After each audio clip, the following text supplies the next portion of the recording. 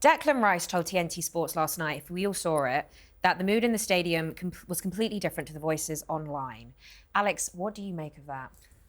Yeah, I think it's always the same though. That, like, I never like people taking on like something that somebody said online as like almost an opinion of the fan base in general. I think it's rubbish. Like half the people that I see, gobbing off online, it's never accurate to what we all really think. Like all of my Arsenal WhatsApp groups, not one person has ever gone, yeah, I think Arteta's got to go if we don't do well this season. Yet you see it online, it's elevated. Not one person was saying like Havertz is completely awful.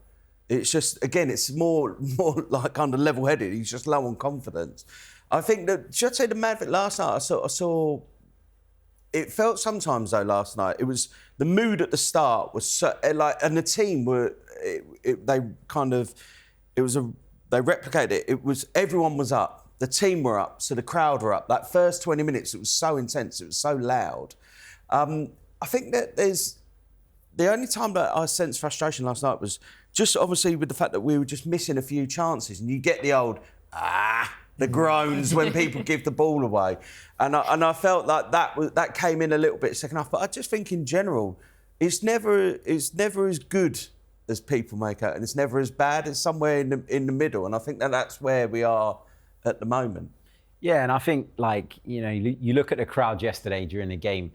It would have been very, very easy, given recent results, having gone a goal down, for the moans and groans to start and for the atmosphere to completely die, and it didn't.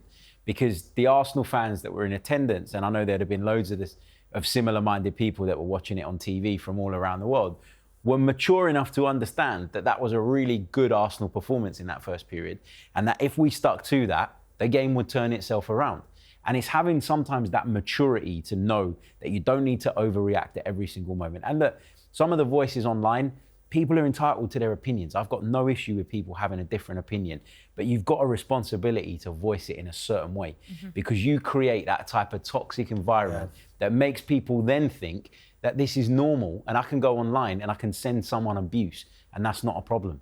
So you've got a responsibility as an entire fan base to make sure that the tone is respectful. It can be heated, it can be passionate, but once you cross that line, you're opening the door to all sorts. And I don't think some of these people realise what they're opening the door to each and every time they pick up a camera and go on a mad rant. Because as soon as you open the door, there are other people that may even be a little bit on the fence, and they're like, well, if that person can say that, I'm going to say it. And it's suddenly breeding things that are very different that don't even have to be out there. Well, we've seen it already, certainly with the Kai Havertz in his situation in his family. I think his partner was getting abuse as well, and Harry's 100% right. I mean, there are people out there that obviously create this chaos because are they really Arsenal fans, some of the people? But I think when you start taking it personally, as it looks like it's happened to Kai Havertz, I think that's where you have got a responsibility to just go, do you know what? Let's just tone it down a little bit. Like Kai Havertz in himself, he doesn't mean to miss the chances. Unfortunately, it's part of football, it happens. Does that warrant him getting the abuse that he does? Definitely not. I mean, life... And his wife. Exactly, there are a lot bigger things to life than just football. So I think sometimes people need to just slow themselves down. Maybe just think before you start tweeting or jumping online and giving abuse. Yeah, there's a thing that people say everybody deserves a voice. And I think social media proves that actually some of them don't. Yeah. I actually think a lot of them probably don't. Yeah, I kind of agree. There's a lot of helmets about. They shouldn't be allowed. I just don't think. Yeah, I'd rather they didn't get the chance to voice that. Because that's the thing. Sometimes you just don't have to speak. You just don't have to say it. Exactly. If you haven't got anything nice to say, sometimes there's just no point saying it. Or be constructive. Yeah. Or if it's going to be something, just be constructive. You're right. Of course. Yeah. Right. Well, anyway, look, we got the win, and that's all that matters. We beat Spurs again.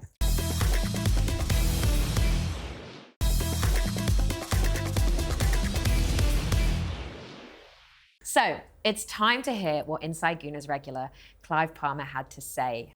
Clive, 19 points, 2 wins back-to-back against Spurs in the Premier League this season. How big's that gap, my friend? There was a moment today, forget the gap, there was a moment today when I was questioning my knowledge about the team. When they scored, you're thinking, OK, they've had 4 touches in our box and they're 1-0 up. I'm not happy with that. Not happy with that. And now you're starting to think, okay, Newcastle, Man United, this is going to happen again. But we fought back, and this was a very important night. Forget about the 3 points. It means much more than that. It means that we're all together, and I think that's really important. It's important to me anyway. The reason why I support this club is about us being united, and if we hadn't have won tonight, I think we'd have broken apart for the fan base. And what I really love is a massive silent majority of Arsenal fans that are really behind this team, and we could hear them tonight. The atmosphere was electric, and I loved it. Well, it's the difference between, obviously, you mentioned United and Man United on Sunday as well. I was speaking to a lot of fans out here off the back of the penalty shootout you go out of the FA Cup. It's quite toxic. So you saying you go off path a little bit, probably get massively off piste. Do you think then that will start a chain reaction? We saw what Arsenal was like 10 years ago when everyone would refer to them as Banter FC. Yeah. But was this the catalyst, beating Spurs, that you're back on that right track? I hope so, right? Look, every time we lose a game, we all go through a bit of grief, don't we? And I can't tell you how to feel. I was devastated after the United game. I just walked out of there really quickly. But I've come out of the ground tonight, and everyone else is in there still drinking. No one's coming out. So, but against United, we couldn't wait to get out of there. So, I think it's very important that we have a level of balance. It is hard sometimes where you can see that, particularly offensively, we lack energy, we lack confidence, we lack execution. We can all see it. It doesn't mean we need to fire everybody.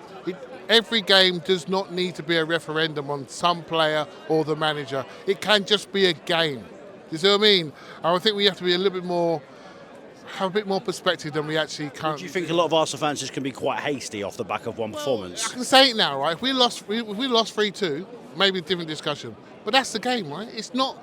It's full of imperfections. If we all knew what had happened, we'd all be millionaires on the coupon, wouldn't we? We don't know what's going to happen. You know, Spurs, literally, first shot, I couldn't believe it. I thought, this cannot be happening again. But the team fought back, right? And I think with the support of the crowd, we got something. We got our 3 points. On AM, on DAB, via the talkSPORT app and on your smart speaker.